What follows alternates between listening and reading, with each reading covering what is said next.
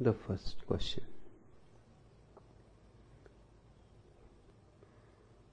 All questions seem to be pointless.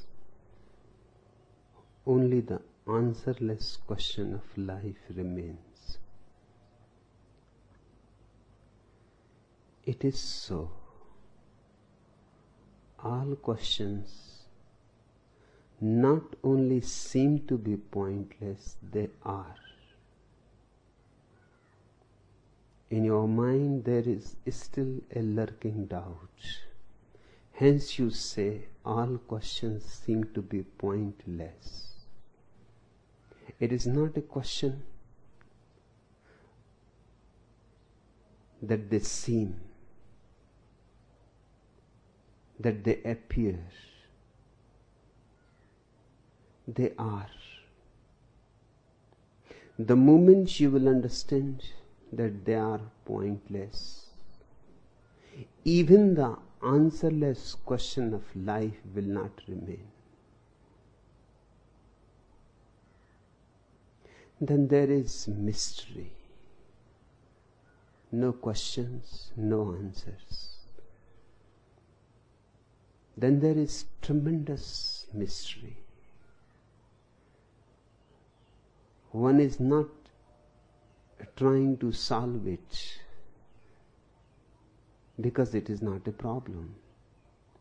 One is not seeking for any answer because it is not a question. One starts living it. And the day you start living life as a mystery, you have entered into God. Life understood as a question creates science.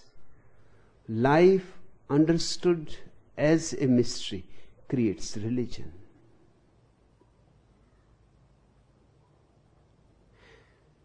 And to say that only the answerless question of life remains. If it is answerless, how it can be a question? A question is always a question in reference to an answer.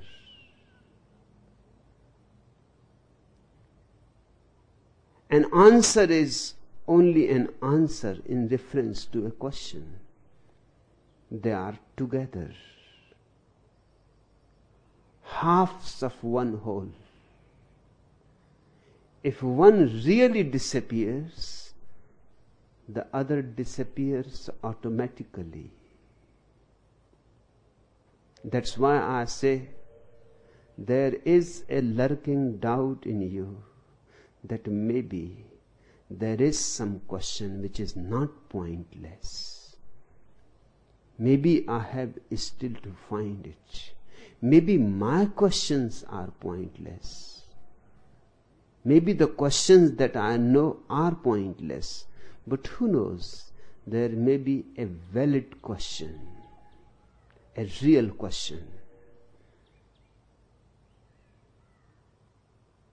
There is none. When this becomes a trust in you, and no lurking doubt remains, because it is doubt that creates the question.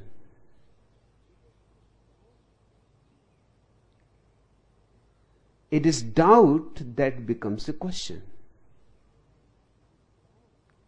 When there is no doubt left, when you know that nothing can be known, that knowledge is impossible,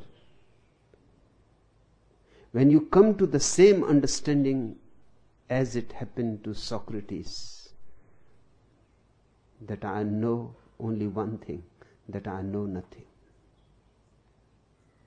If that innocence happens to you, then nothing is left, not even an answerless question. The very word question becomes irrelevant.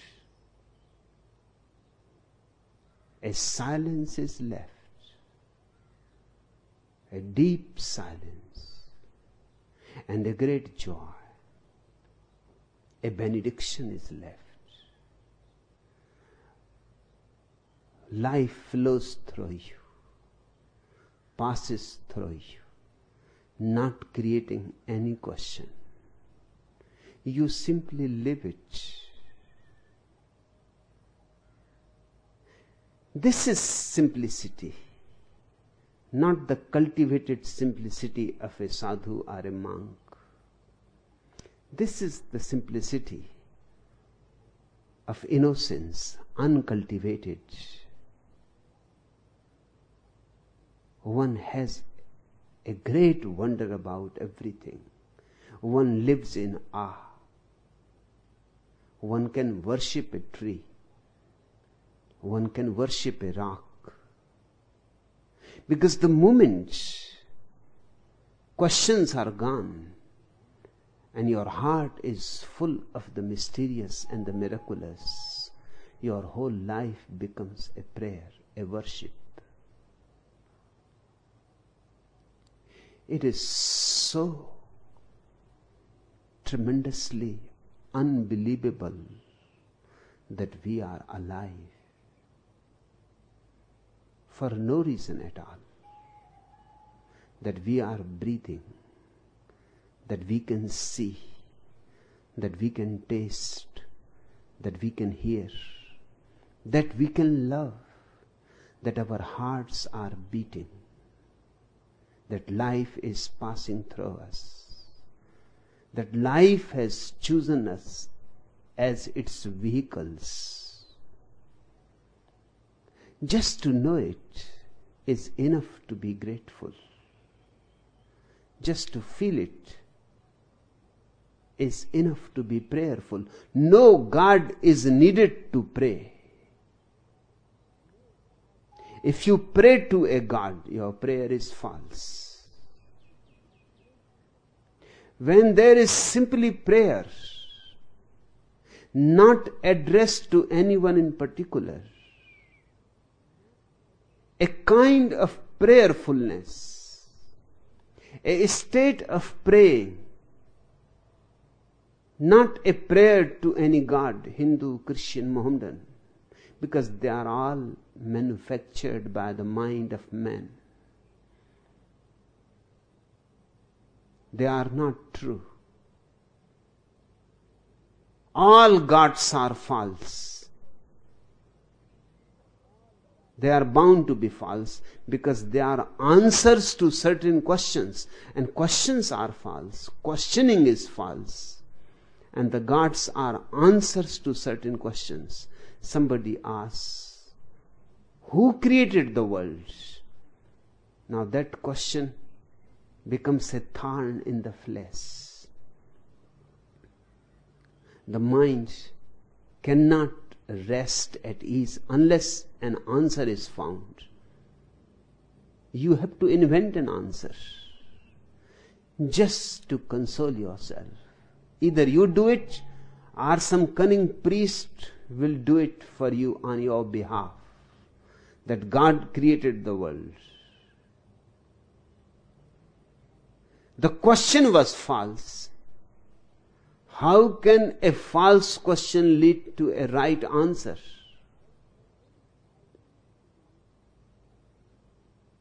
The very premise was false. Hence the conclusion is false. And people are so stupid that they accept such an answer that God created the world, and they don't ask who created God. Yes, sometimes small children ask that, who created God? Then we immediately hush them up.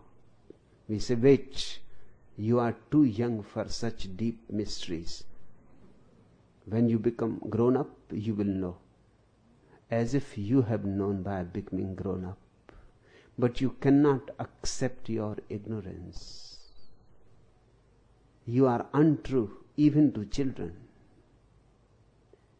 You are untrue, deceiving, dishonest, insincere even to innocent children. You go on pretending as if you know. And you go on telling them that they will also know when they are grown up, more experienced. And they will repeat the same stupidity to their own children. That's how stupidities are perpetuated for centuries. Ask a question and somebody is bound to supply an answer. If nobody supplies, you are going to invent it yourself. This is not true religion. A religion that is based on a false answer is not true religion. And all the gods have been created in the same way. And all the scriptures too. Just to console you, just to keep you in a false state of knowledge, because you are so much afraid of being innocent. You are so much afraid of being ignorant. Remember, ignorance is not stupidity. Knowledge is. Ignorance is innocence. No question, no answer.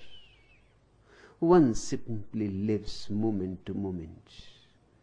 And one is grateful because one is. One is grateful because the universe is. One is grateful because the sun rises and the birds sing and the flowers bloom and the clouds float, and in the night the sky becomes full of stars. One is simply grateful because there are mountains and rivers and oceans and deserts. One is simply grateful because there are animals and human beings. Such an incredible existence, so far out.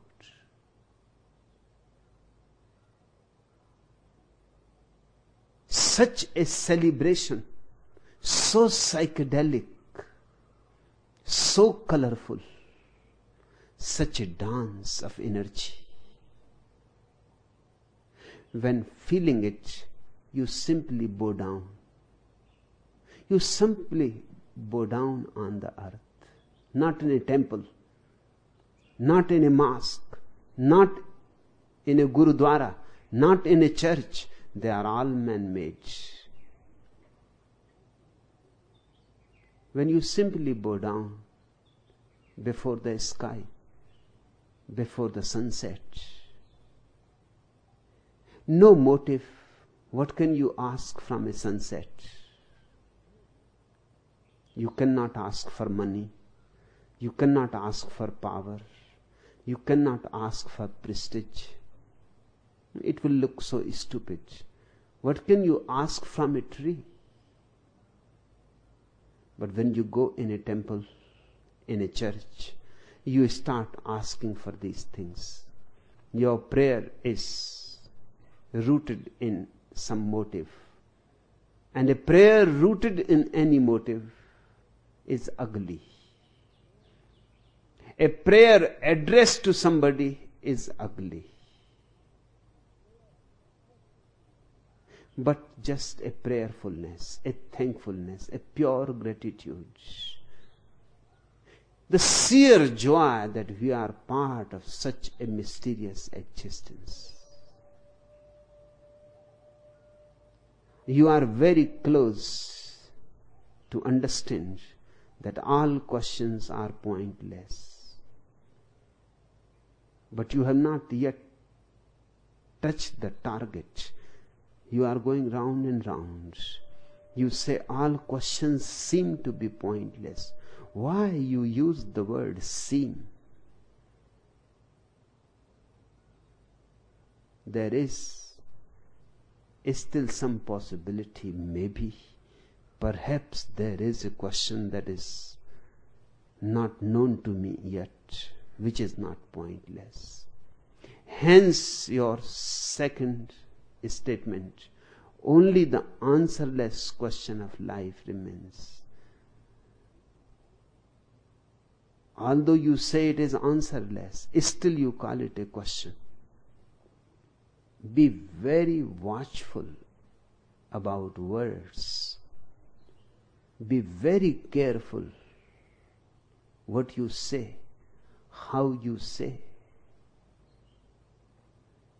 Because it shows your state of consciousness. You are very close, missing the target only by inches. But whether you miss the target by inches or by miles, it makes no difference. You miss it all the same. Become a little more alert. Let all questions go and all answers. Remain in that silence that is left behind. Become that silence. Be that silence. C. Bignall says, where shall wisdom be found? Be still and know. Seek the strength of no desire.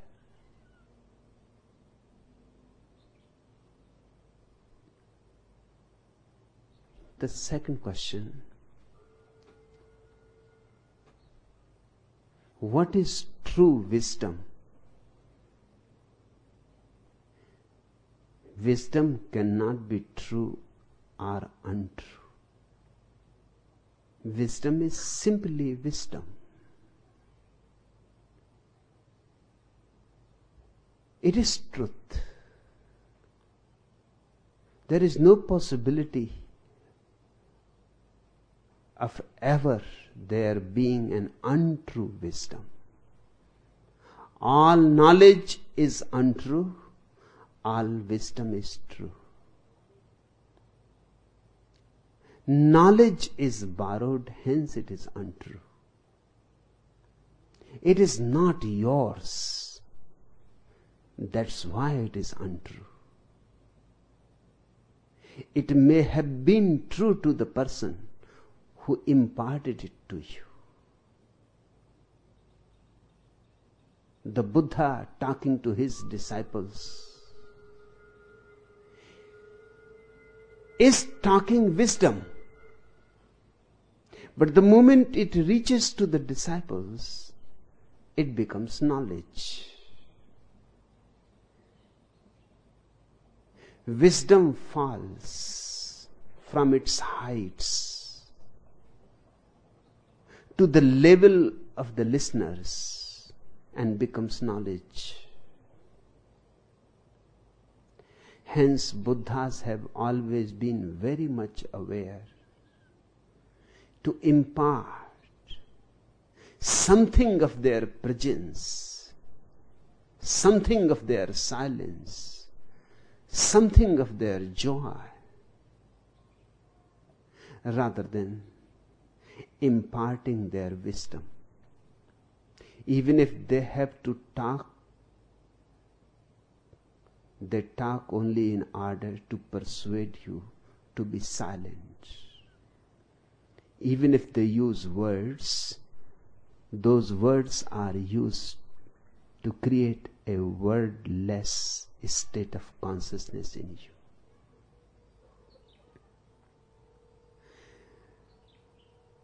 So the first thing, samadhi, wisdom as such is truth. It cannot be untrue. Just as light is light and cannot be dark. Just as life is life and cannot be death. Just as love is love and cannot be hate. If it is hate, then it is not love. Wisdom is intrinsically true because it is an existential experience. It is not something known from others. It is not something gathered from the scriptures. It is something that grows in your heart. It is a growth, not an accumulation. It is experience, not information. Knowledge makes you learned.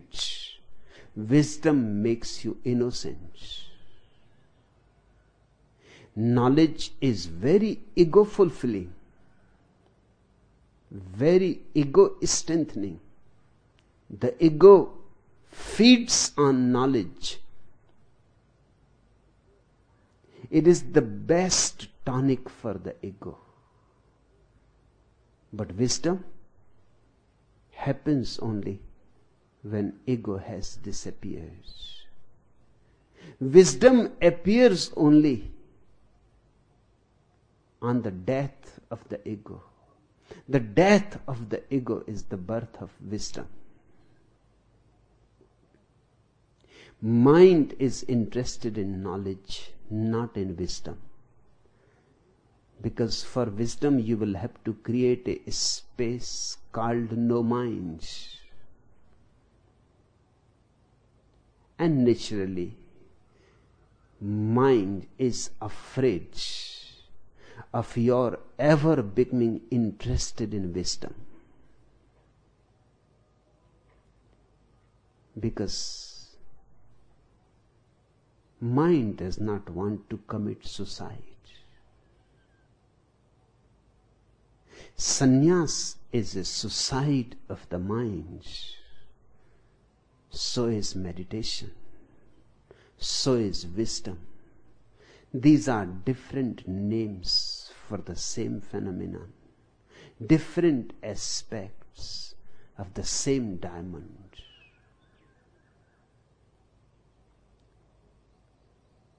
Knowledge depends on words. You can easily become knowledgeable by sitting in a library, but you cannot become wise that way. To become wise, you will have to be in communion with a wise man. For knowledge, all that is required of you is that you should be a student, that you should be full of questions, inquiries.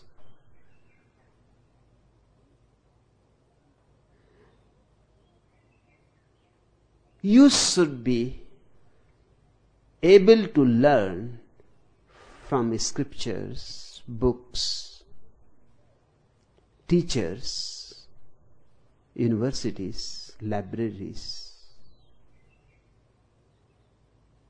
Your memory becomes more and more rich. Your biocomputer becomes full of information. But wisdom is not arrived at that way. Wisdom is more or less a love affair with a master. One has to be a disciple, not only a student. The student keeps distance from the master. For him, the master is only a teacher. He is interested in the master because of his teaching. Really, he is interested in the teaching, not in the being of the master. The disciple is not interested in teaching, because one thing he has come to understand, that knowledge can be taught, but wisdom can only be caught. Wisdom is contagious. You have to be available to a master, to his being. He has become a fire.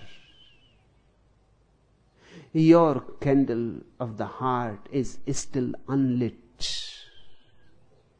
If you become available to the fire of the master, you can also become a lit candle. You can also become a flame.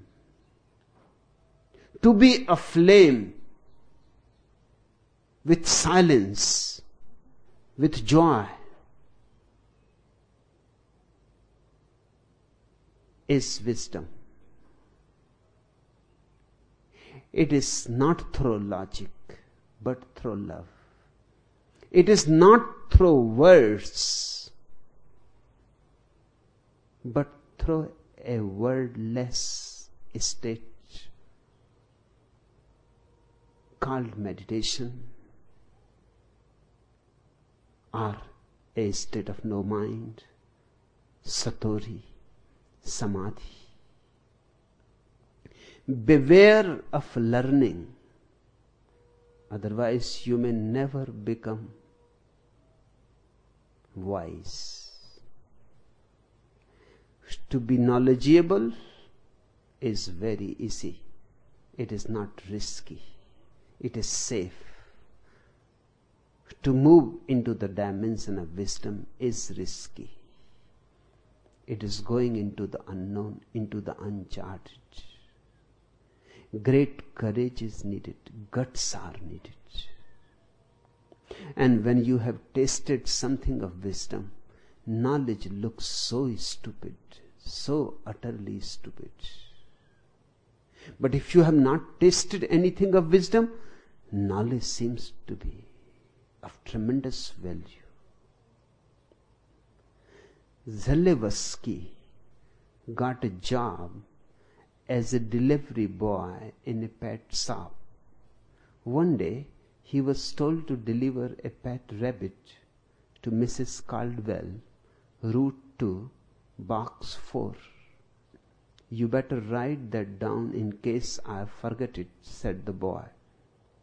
Slipping the address into his pocket, Zalewski started off on his errands. Every few minutes he glanced at the address and said, I know where I am going. Mrs. Caldwell, Route 2, Box 4. Everything went smoothly until he hit a huge hole in the road. The truck landed in a ditch, and the rabbit began to run for its life across an open field. Zalewski stood there laughing uproariously. A passerby stopped and asked, What is so funny? Did you see that crazy rabbit running across that field? Said the Polak. He does not know where he is going, because I have got the address in my pocket.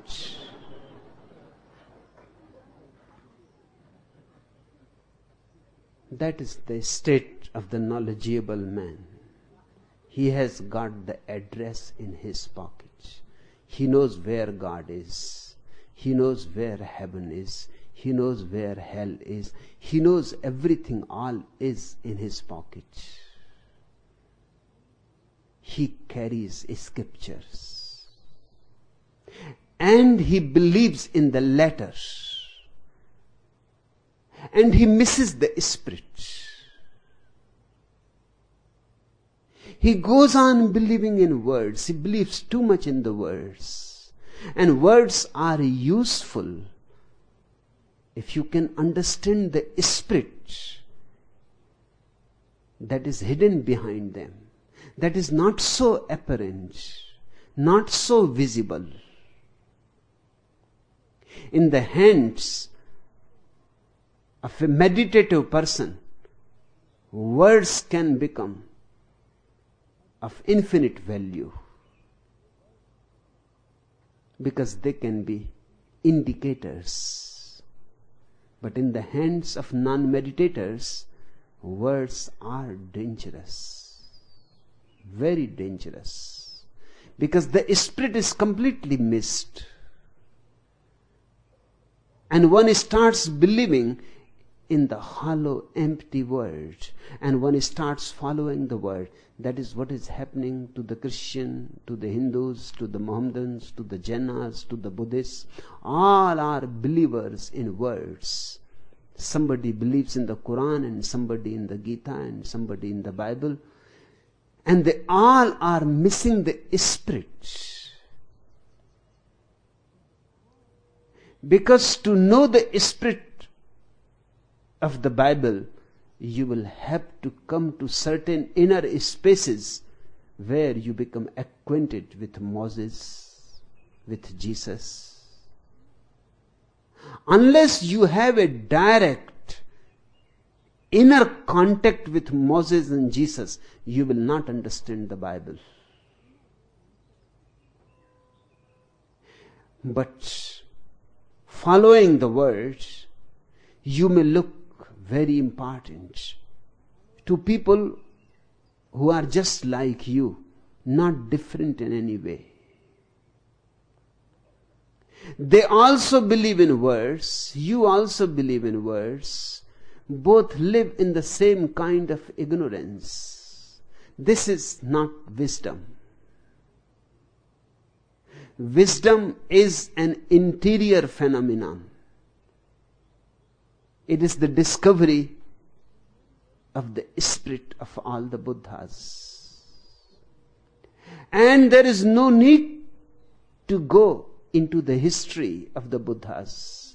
You have only to go within yourself, because you contain the whole past of the existence, the infinite past, and you also contain the infinite future. A mailman was delivering his mail during the Christmas season. At one house, the door was opened by a beautiful woman wearing a sheer negligee. "Would you like to come in?" queried the woman.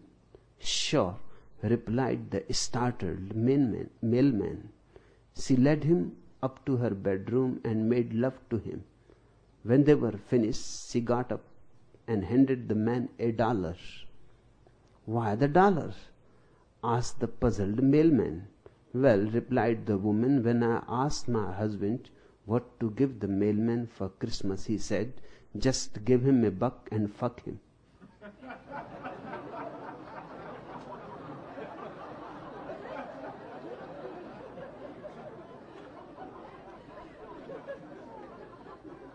The third question.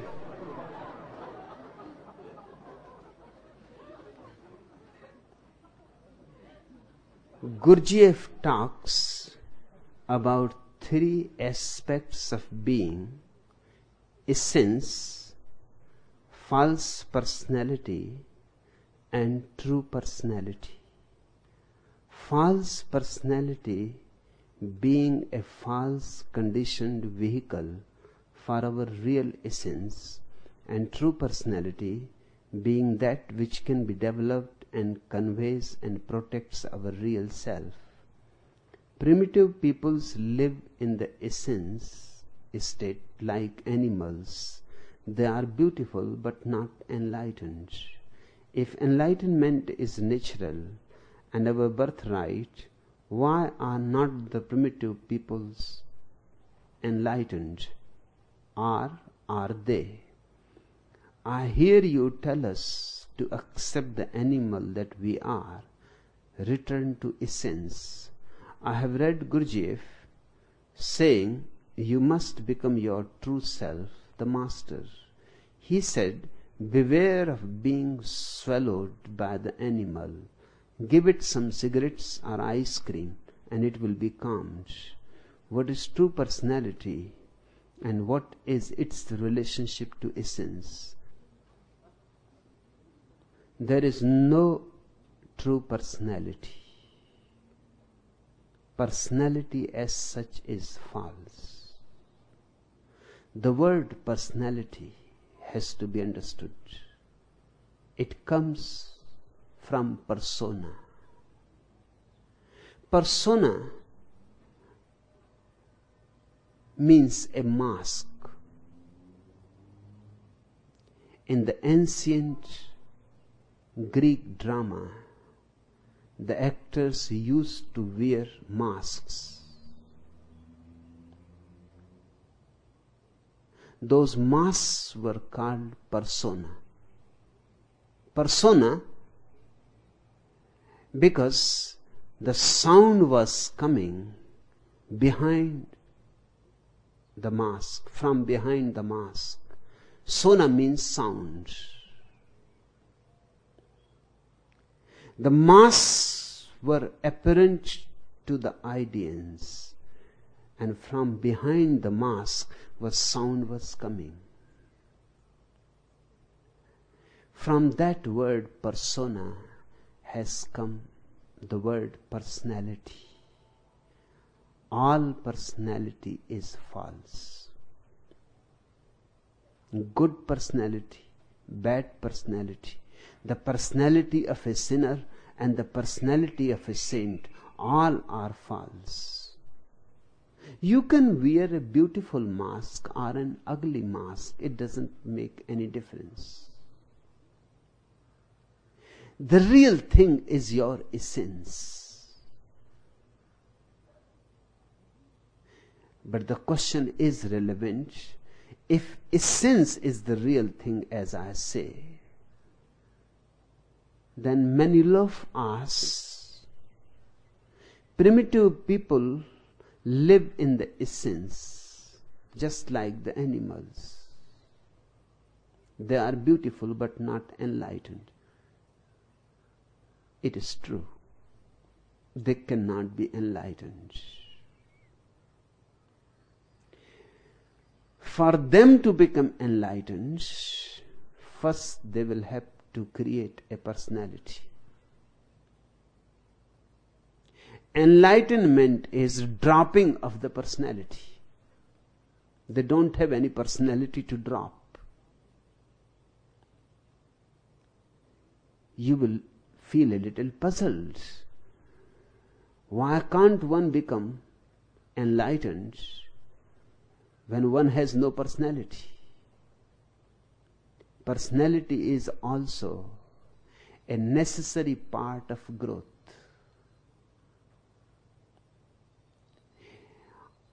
It is like you catch hold of a fish in the sea and you throw it on the shore. The fish jumps back into the sea. Now for the first time it will know that it has lived always in the sea. For the first time it will know that sea is my life. Up to now, before it was caught and thrown on the bank, it may not have ever thought of the sea at all. It may have been utterly oblivious of the sea. To know something, first you have to lose it.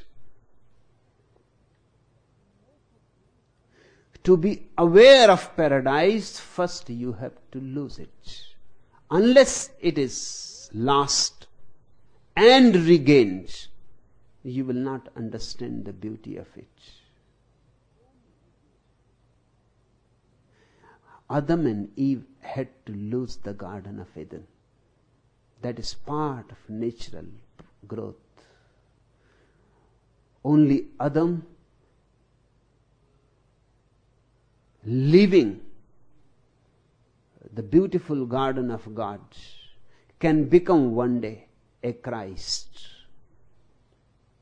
He can come back. Adam leaving the Eden is just like the fish being caught and thrown on the bank. And Jesus is the fish jumping back into the sea. The primitive people cannot become enlightened.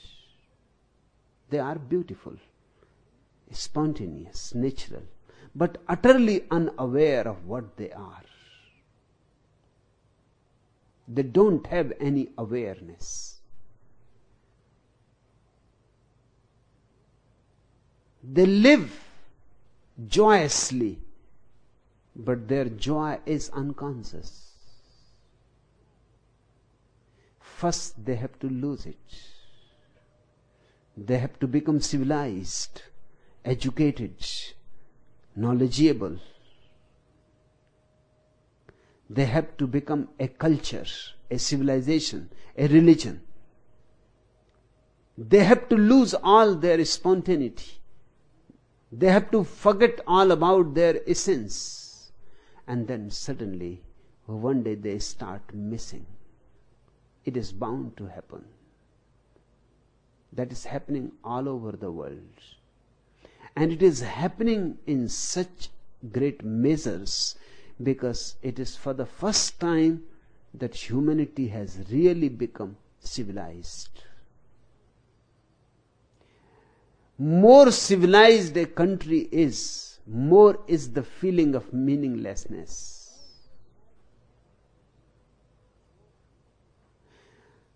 The backward countries still don't have that feeling.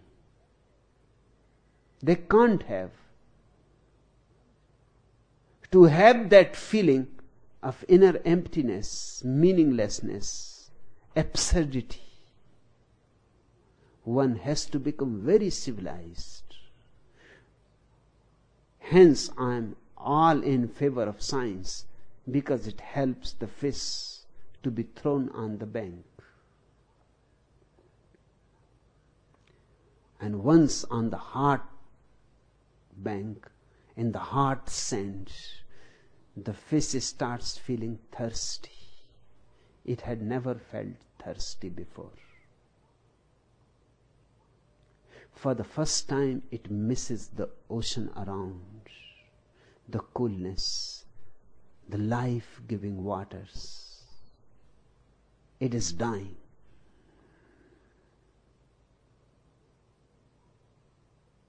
That is the situation of the civilized man, educated man. He is dying. Great inquiry is born. One wants to know what should be done. How one can enter into the ocean of life again. In the backward countries, for example in India, there is no such feeling as meaninglessness.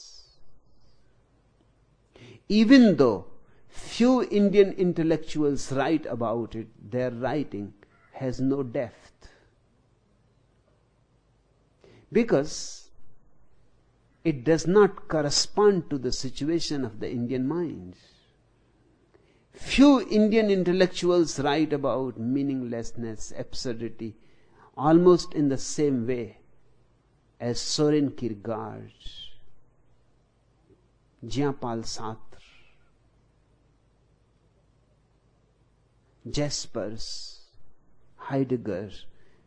They have read about these people, or they may have visited the West. And they start talking about meaninglessness, nausea, absurdity. But it sounds phony. I have talked to Indian intellectuals. They sound very phony. Because it is not their own feeling. It is borrowed. It is Soren Kierkegaard is speaking through them. It is Friedrich Nietzsche is speaking through them. It is not their own voice. They are not really aware of what Soren Kierkegaard is saying. They have not suffered the same anguish. The feeling is alien, foreign, They have learned it like parrots. They talk about it, but their whole life says and shows something else. What they say and what their life shows are diametrically opposite. It is very, very rare that any Indian intellectual ever commits suicide. I have not heard. But many Western intellectuals have committed suicide. It is very rare to come across an Indian intellectual who goes mad. It is a very common phenomenon in the West. Many intellectuals have gone mad. The real intellectuals have gone mad almost inevitably. It is their live experience, the civilization all around, the personality too much developed has become an imprisonment. They are being killed by it. The very weight of civilization is too much and unbearable. They are feeling suffocated. They can't breathe. Even suicide seems to be a liberation. Or if they cannot commit suicide, then madness seems to be an escape. At least by becoming mad, one forgets all about civilization. One forgets all about the nonsense that goes on in the name of civilization. Madness is an escape from civilization. Do you know that primitive people don't go mad?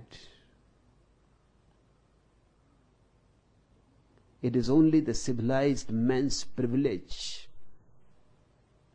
Primitive people don't commit suicide. Again, it is the civilized man's privilege. But to feel that life is utterly meaningless is to be on a crossroad. Either you choose suicide or you choose sannyas. Either you choose madness or you choose meditation. It is a great turning point.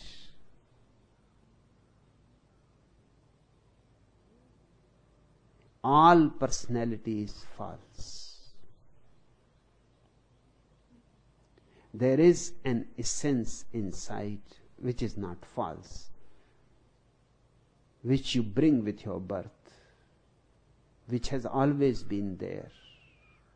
Somebody asks Jesus,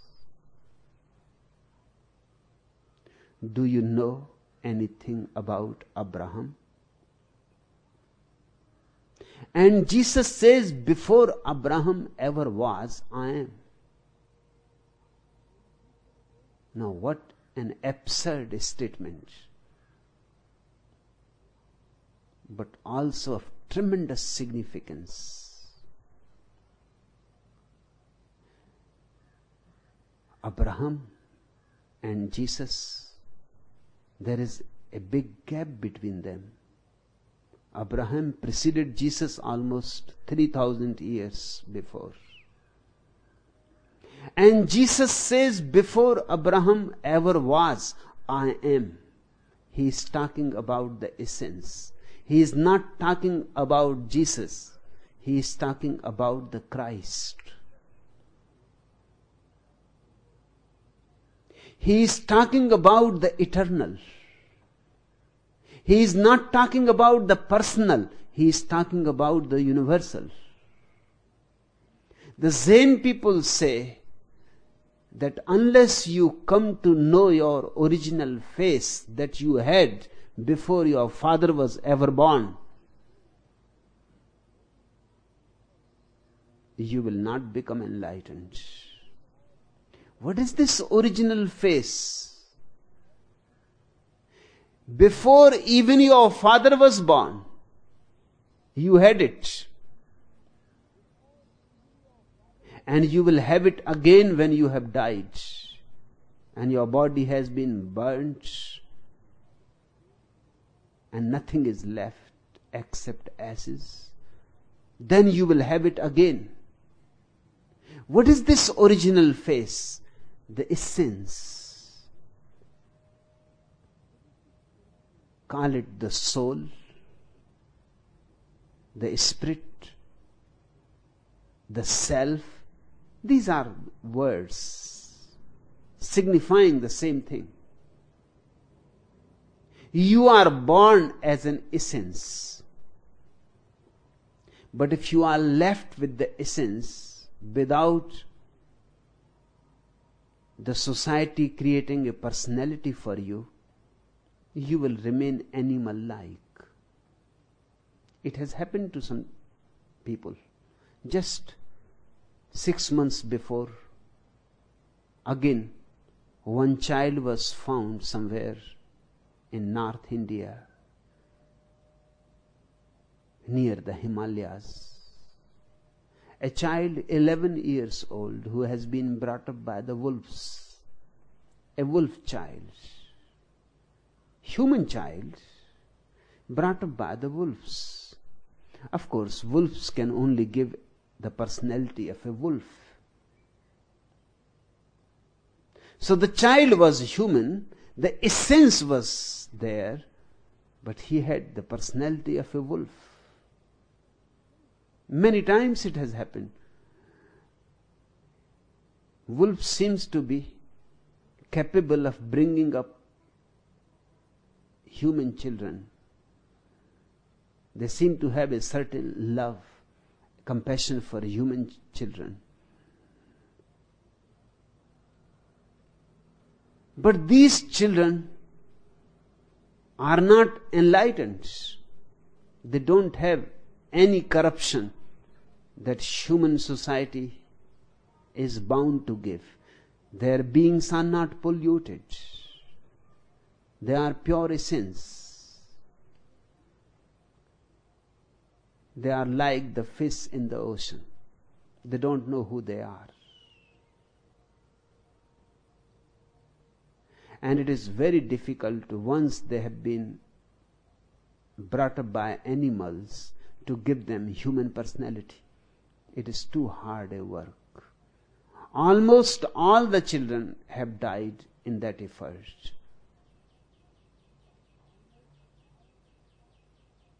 They cannot learn human ways.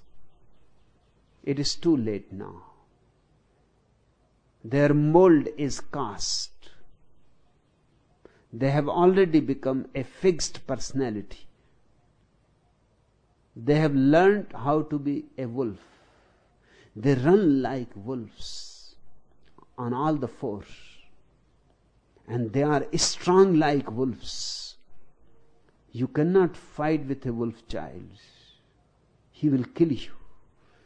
He will eat you raw. They are cannibals. They don't know any morality. They don't know any religion. They are not Hindu, Christian, Mohammedan. They don't bother about God. They have never heard. All that they know is the life of a wolf. If human personality is a barrier, it is a barrier only if you cling to it. It has to be passed through. It is a ladder. It is a bridge. One should not make one's house on the bridge. True, but one has to pass through the bridge. Human personality is part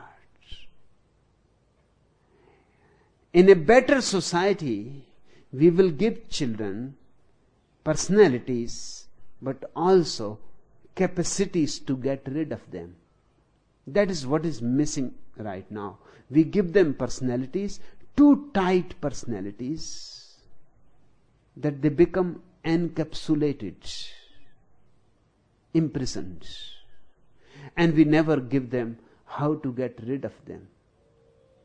It is like giving a child steel clothes and not giving him any idea how to unlock, how to throw the clothes one day when you are becoming bigger. What we are doing with human beings is exactly what was done in ancient China with the feet of women. From the very childhood, girls were given iron shoes so that their feet never grow. They remain very small. Small feet were loved very much. They were appreciated very much. Only aristocratic families could afford them, because the woman was almost impossible to do anything. The woman could not even walk rightly. The feet were too small and the body was big. The feet was crippled. She had to walk with support. Now a poor woman could not afford it. So small feet was the symbol of aristocracy. We can laugh at it, but we go on doing the same thing. Now in the West, women are walking on such absurd shoes, such high heels.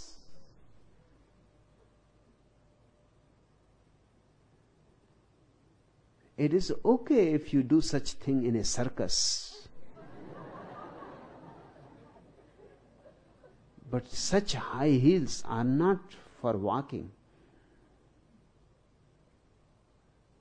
But they are appreciated,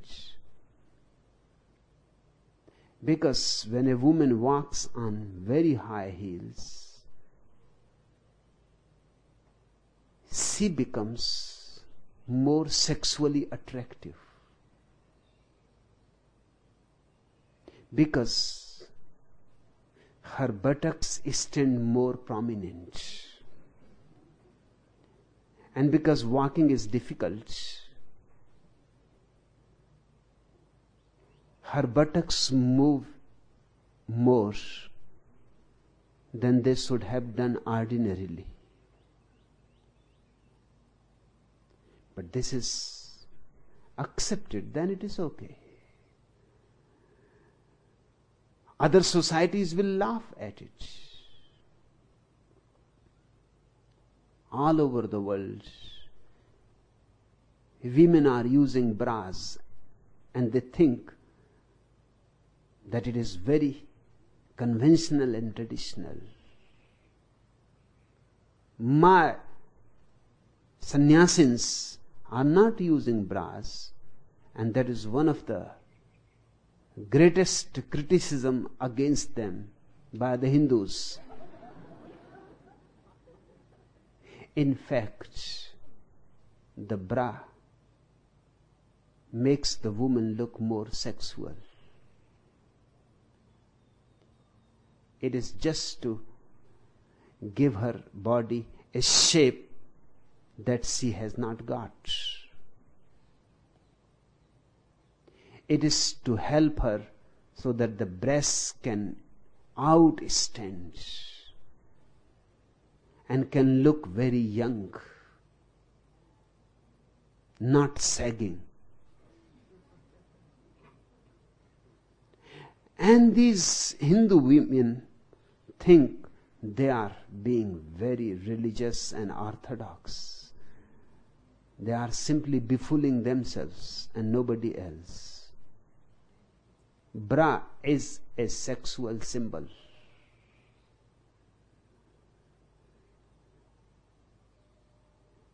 Just like the bra, there are societies in Africa, few primitive societies,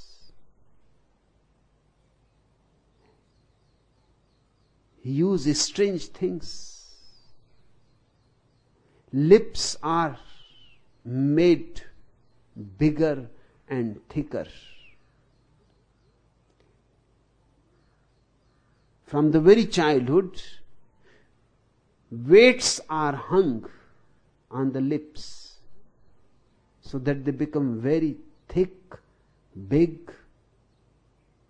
That is a symbol of a very sexual woman.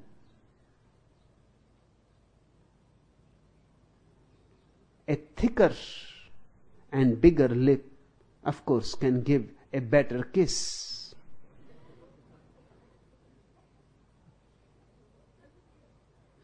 In some primitive societies, even men used to wear a certain sheath on his genital organs to look it bigger. Just as women are using bra. Now we laugh at such foolish people. But it is the same story.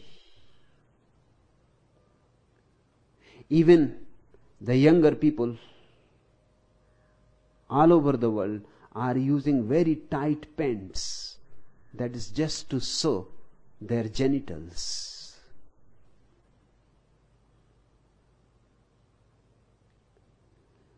But once a thing is accepted, nobody takes any note of it.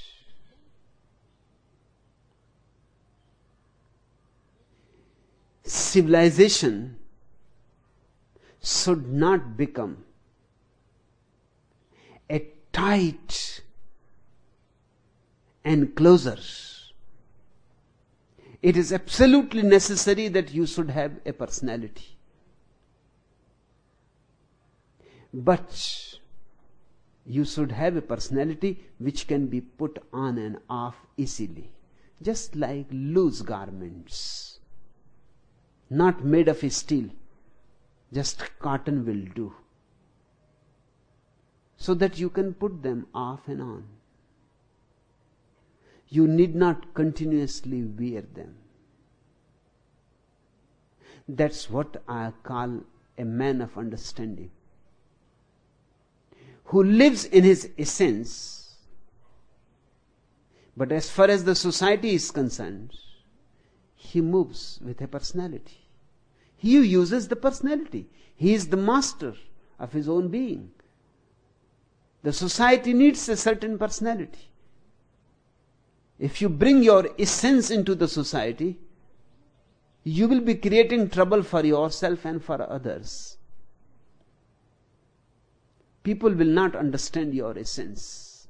Your truth may be too bitter for them. Your truth may be too disturbing for them. There is no need. You need not go naked in the society. You can wear clothes. But I have heard about a nun who used to take her bath with clothes on. When other nuns came to hear about it, they asked, "What nonsense? Why can't you undress in your bathroom? There is nobody looking." She said, "No, but the Bible says God is watching everywhere."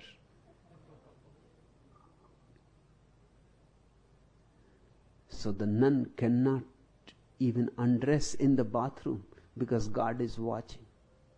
As if God is a peeping Tom. And if God can watch even behind locked doors, can't He watch inside your clothes? He can watch there too. If walls cannot prevent Him, just your garments, how they can prevent Him?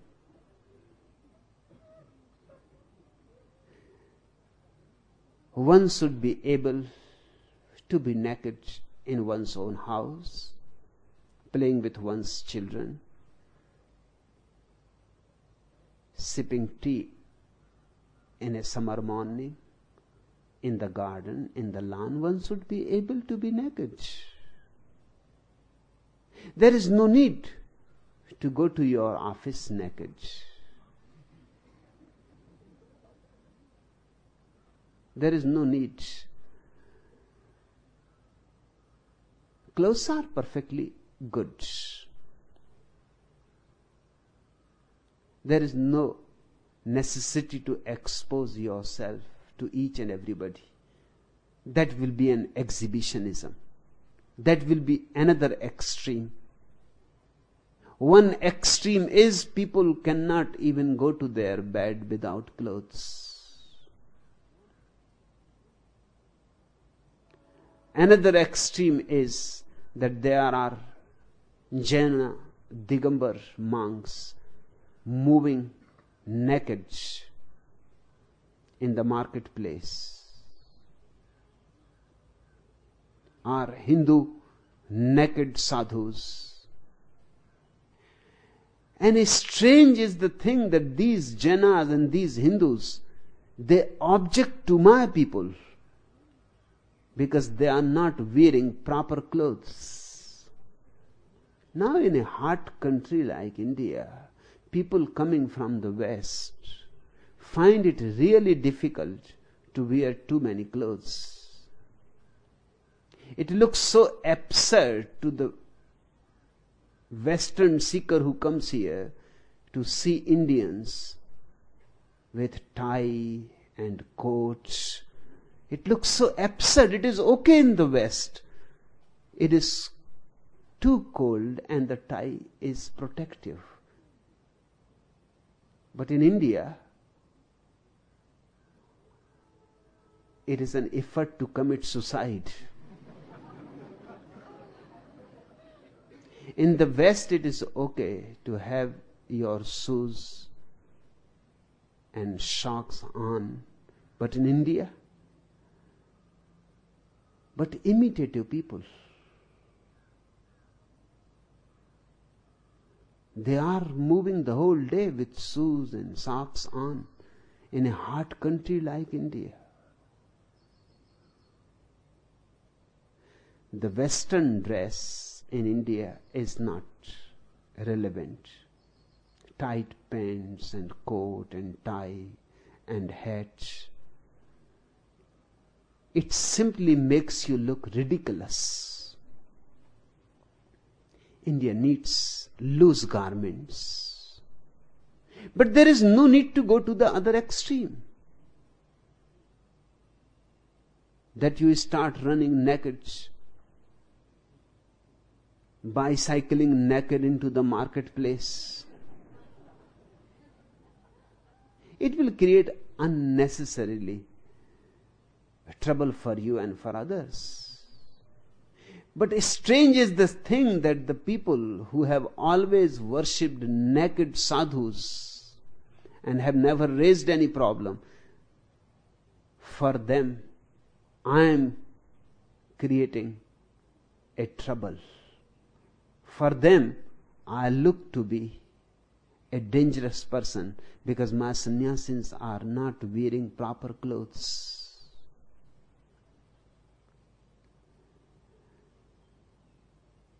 One should be natural. And by being natural, I mean one should be capable to put on the personality when needed. In society, it functions like a lubricant. It helps because thousands of people are there.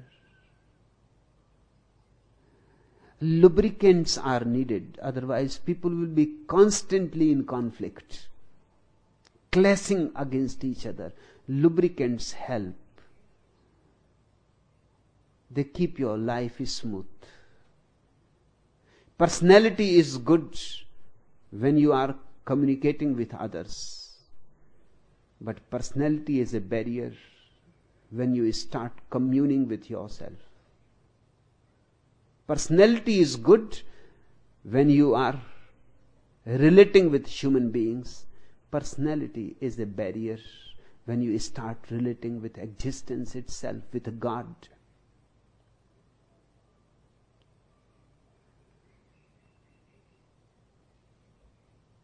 To me, there are only two things: the essence and the personality. The personality is good as a means. The essence is the end. And personalities are not real and unreal. You say that why the primitive people are not enlightened. They are not enlightened because they don't have any personalities yet. Unless you have a personality, you cannot drop it. Unless you have a properly developed mind, you cannot enter into the state of no mind. Unless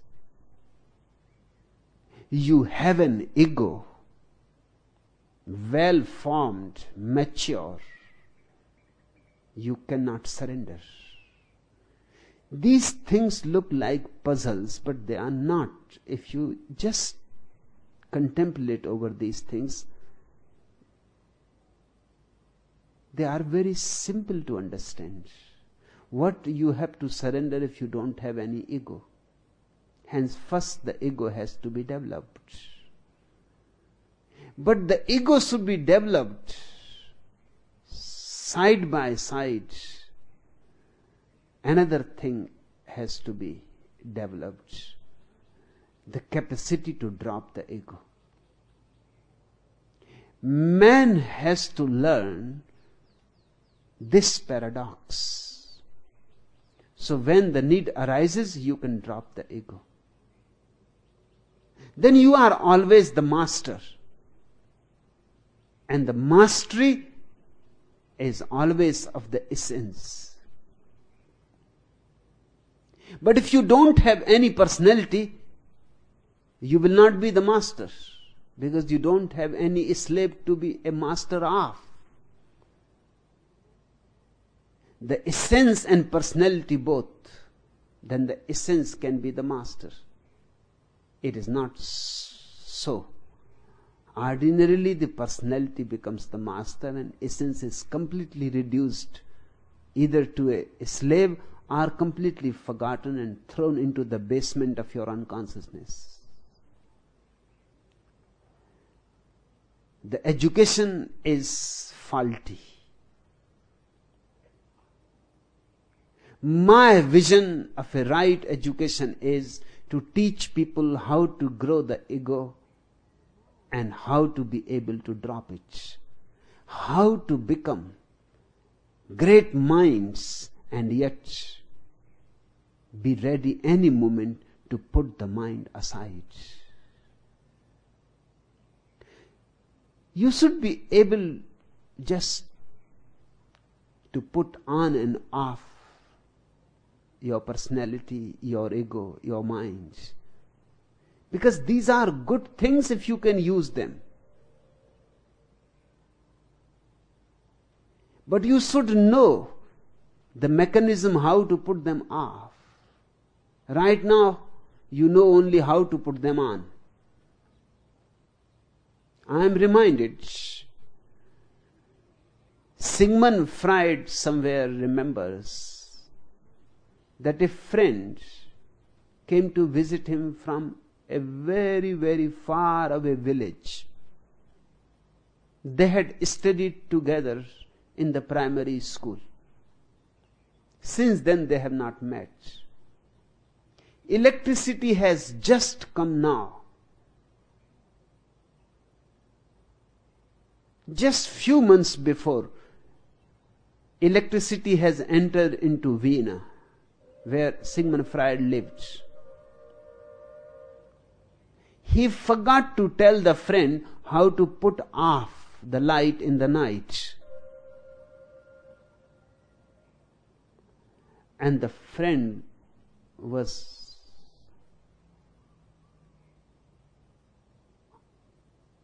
almost going mad in the night because he could not sleep in the night. The light was too much, and he tried every possible way that he could conceive to blow off. He even stood on a table, tried to steady the lamp, how to blow it off. But you can't blow it off. He tried every possible way. He could not sleep the whole night, and out of his ego, he could not wake Sigmund Freud and ask him what to do with this light. All that he knew about was kerosene lamps. But an electricity bulb functions in a different way. It is not a kerosene lamp. In the morning, Freud asked, "You look tired, your eyes are red. What happened? Could not you sleep?" And the man confessed. He said, "Yes, I could not sleep. And now I have to tell you. I wanted not to tell you because I wanted not to be so stupid that I don't know how to put off the light, but I tried my best. The whole night I tried to figure it out, how to put it off, but I could not." Freud took him in. He said, "This is very simple. This is the button." The button was behind the door, so he could not see the button. Even if he had seen, he would not have thought that the button has any connection with the light. You just put it on and off with the button. Our situation is like that. Our society puts on the ego, the personality, and nobody ever teaches us how to put it off. So day in, day out, we are burdened by it, tortured by it, goaded by it. We become slaves of something false. I don't want you to drop your personality forever. I simply want you to be capable of putting it off when it is not needed. This is the whole art of real religion, to teach you how to put the mind off and how to put it on. Talking to you, I have to put my mind on. Otherwise, how I can talk? The heart cannot talk. The being cannot talk. The essence knows no language. I have to use the personality. But the moment I have said enough for today, you may not know that is how I put it off. I tell you the secret. It is not to you that I am saying enough for today. I am saying to my own mind, enough for today now. Go to sleep.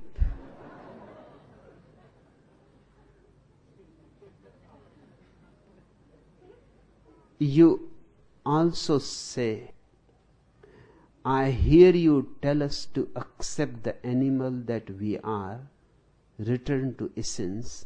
I have read Gurdjieff saying you must become your true self, the master. He said, beware of being swallowed by the animal. He is right. Beware of being swallowed by the animal. But why not swallow the animal yourself?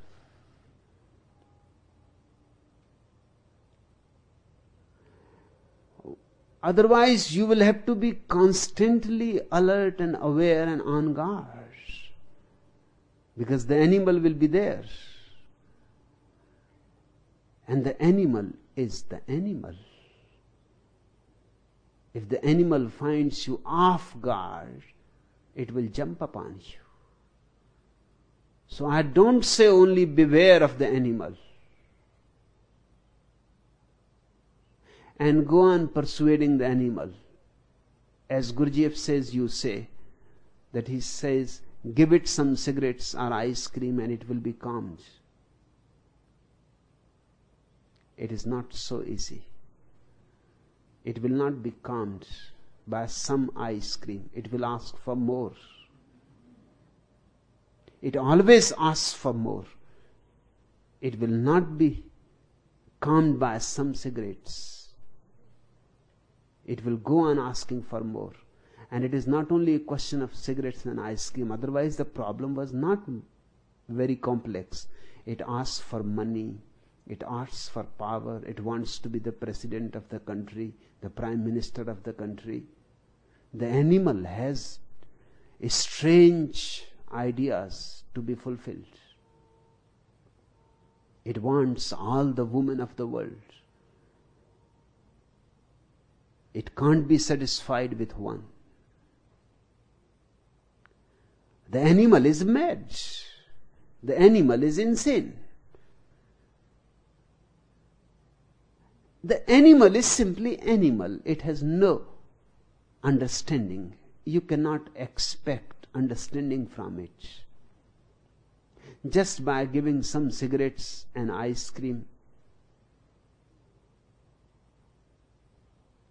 don't believe that it will be calmed. Don't be so simplistic. It will go on demanding for new things and more things. And there is no end to its demanding.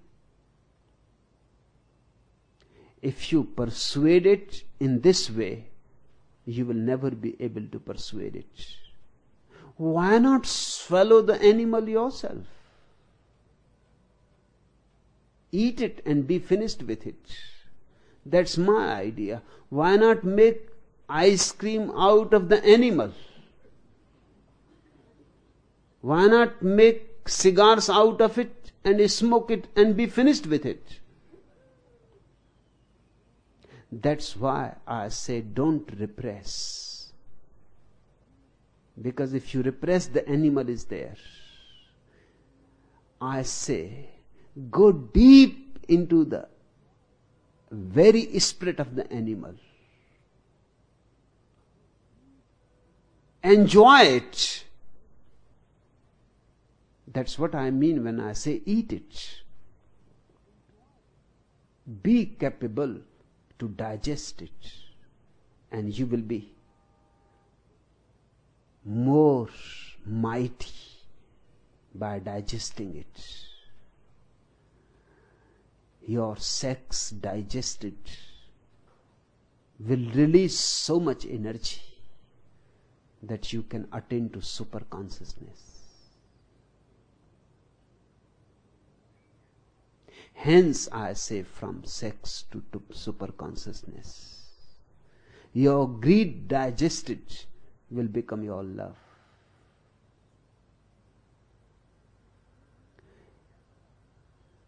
You will be surprised to know that the English word love comes from a Sanskrit word, lobh.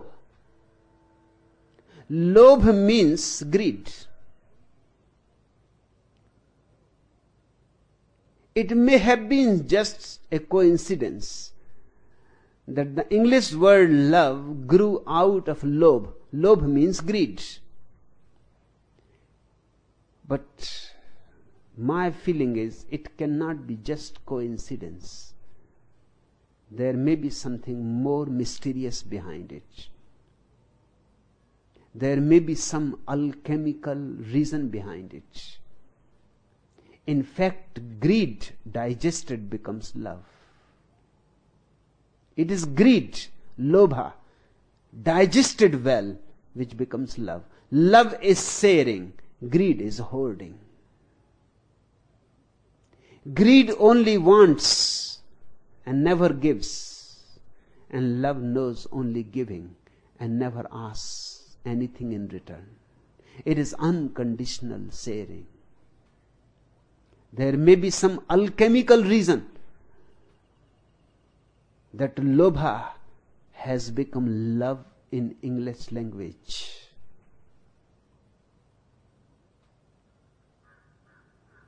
Lobha becomes love as far as inner alchemy is concerned. swallow the animal. That is the way of transforming it. That is the way of transmuting lower energies into higher energies.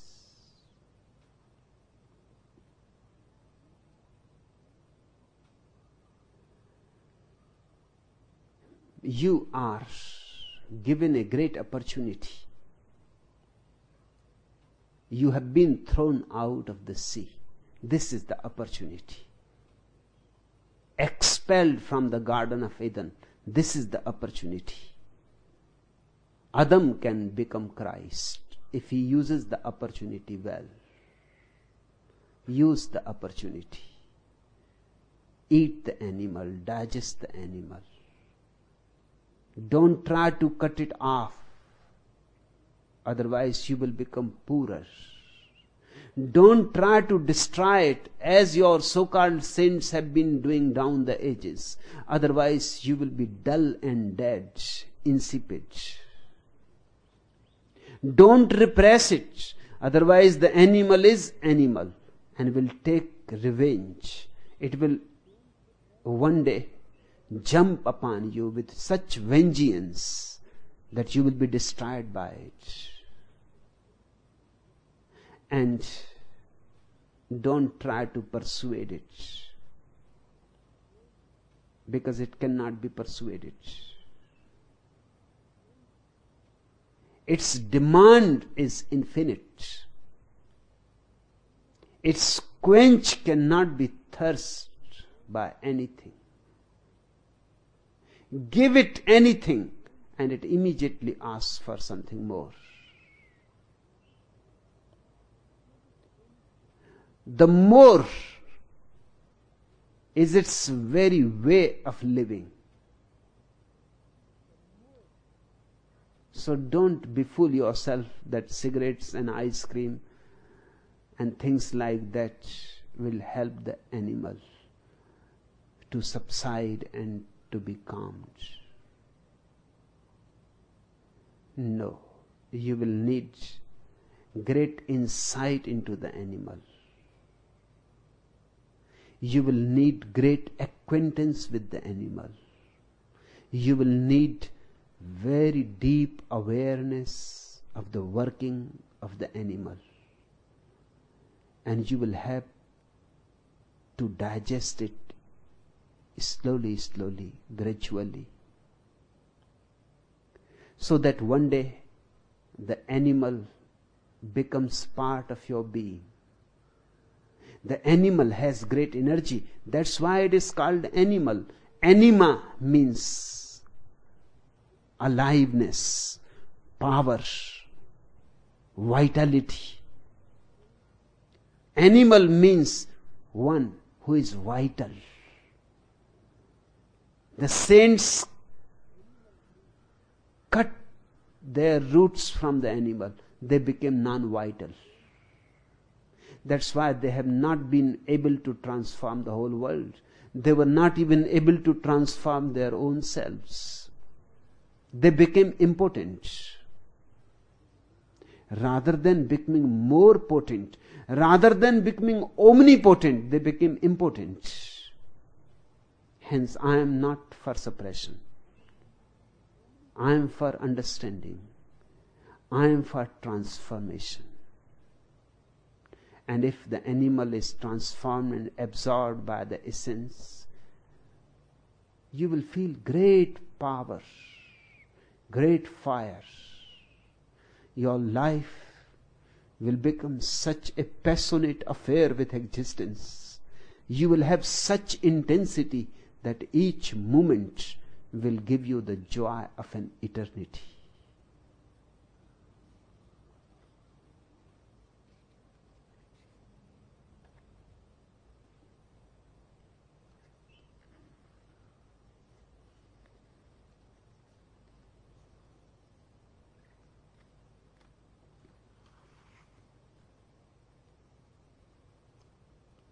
The fifth question.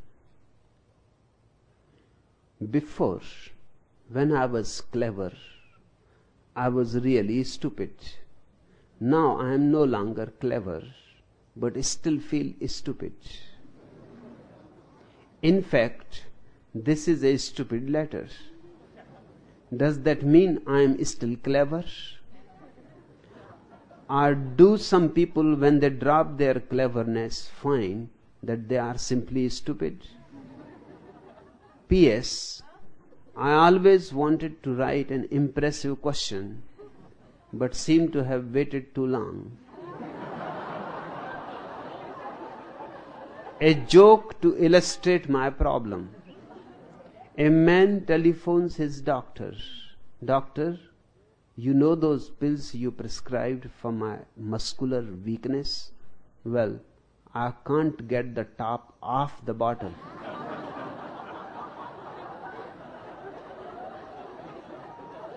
Devagit, you are in a beautiful mess.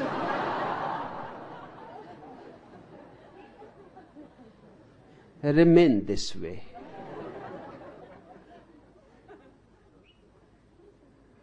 No need to figure it out whether you are clever or stupid. Whatsoever you are, it is perfectly okay. Trying to figure it out is an unnecessary effort. If one is stupid, one is stupid. So what? How does it matter?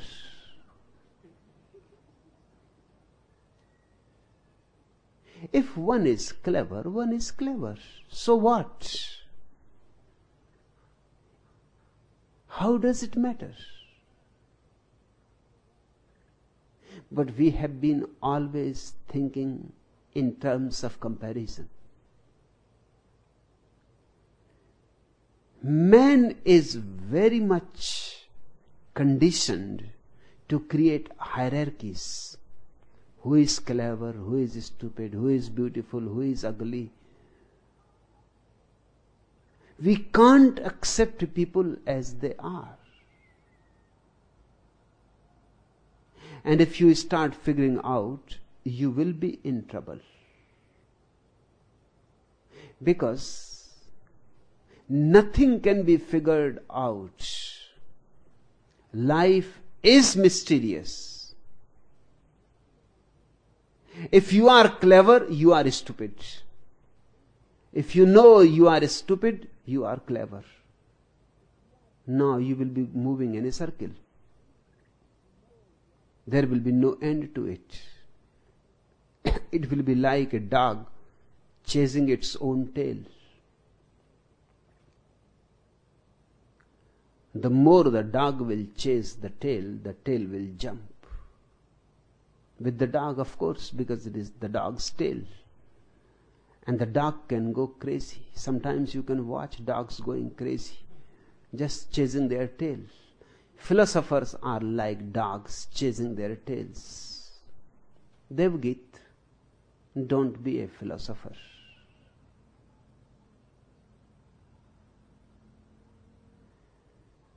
Such problems have arisen in philosophy many times.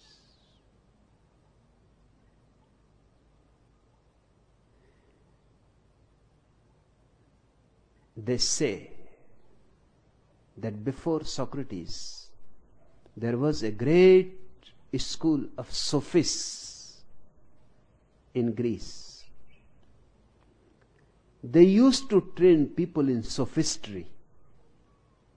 Before philosophy, sophistry was the dominant thing in people's mind. The sophist was thought to be the real intellectual. And the fundamental of sophistry was that nothing is true and nothing is false. You can try anything and you can prove anything right and you can prove anything wrong. The same thing can be proved right and the same thing can be proved wrong. It all depends what you want to prove. Logic is a whore. Logic can go with anybody. So whenever one wins in an argument, it does not prove that he has the truth. It only proves that he is more clever in logical gymnastics. That's all. He may not have the truth at all. When one is defeated in logic, argumentation, it does not prove that he has not the truth. It may be simply that he is not logically skillful. So there is no truth, no untruth. It is only a game. Sophistry was a game. And the sophists used to teach people, whosoever wanted, to learn the game. Particularly the aristocracy, the rich people loved it very much. It was like a chess game. It happened to a great sophist. A young man came and he said, I have heard much about you. You are the greatest sophist master in the country. If you trust so much in your own intelligence, this is my proposal, that I will pay half of your fees right now, and the other half I will pay only when I win in an argument. The master was so trustful of his own skill, he said, perfectly okay. You can give half my fees now, and half I will take when you win your first argument. It is bound to happen. You are going to win. Never my students have been defeated anywhere. But the young man was also really clever. He learned the whole art, but he never argued with anybody. The master was puzzled what to do. Unless he argues and wins, half of the fee is gone. And if he never argues, and he used to avoid, the master told to many other disciples that create some argument with him. But he will always say, yes, you are right. Whatsoever you say, he will say, yes, you are right. He will never argue. The master was at a loss. It seems as if the disciple is winning and I am being defeated. So the master put a case in the court that this disciple has not paid half my fee, which is due to me. And the court should force this young man to give my fee, which he has promised. Now the master thought that if I win in the court will order the young man to give my fee, and I will get the fee. If I am defeated in the court, then too nothing is lost.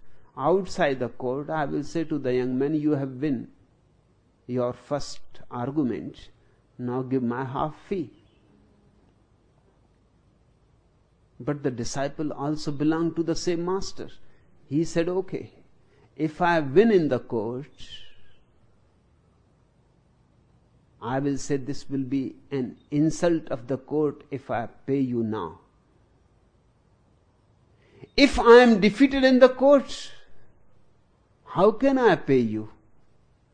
Because my first argument, and I am defeated. And this is how it happens. The court decided that the young man is right, because unless he wins, how he can pay? The master said, okay. So he has won his first case. I want my fee.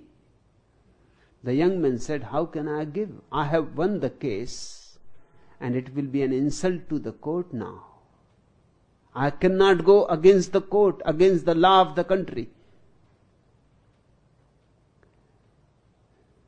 How to decide it? It is impossible. It can't be decided. Another story is told. A young man from Sicily came to Athens, told to Socrates that all men in Sicily lie.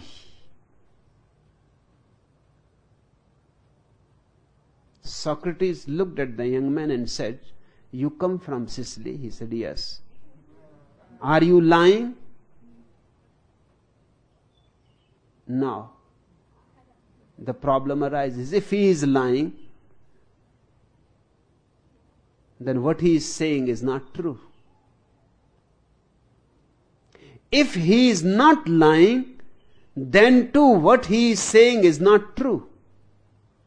Because one man from Sicily is not lying, is saying a truth. In either case, it will be impossible to figure it out where we stand. You asked Devagit, when I was clever, I was really stupid. Now I am no longer clever, but still feel stupid. In fact, this is a stupid letter. Does that mean I am still clever?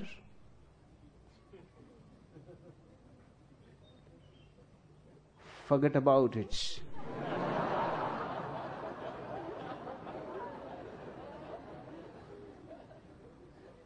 You are in a beautiful mess. Remain in it. There is no need to decide, because we are not labeling people here who is clever and who is stupid. The whole effort here is who lives in the mind and who lives out of the mind. The stupid and the clever both live in the mind. Because cleverness or stupidity, both are qualities of the mind.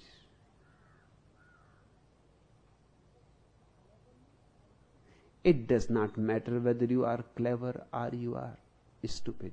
You are in the mind. That is the real thing.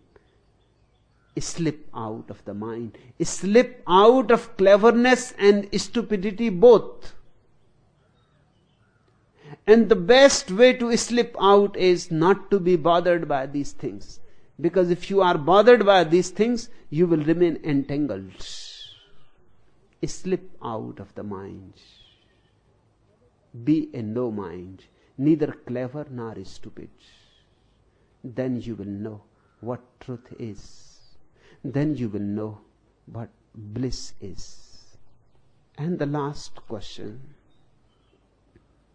are you really the first Buddha who jokes? I am not only the first Buddha who jokes, but the last too. Because I am going to tell all the jokes. I am not going to leave a single joke untold. Enough for today.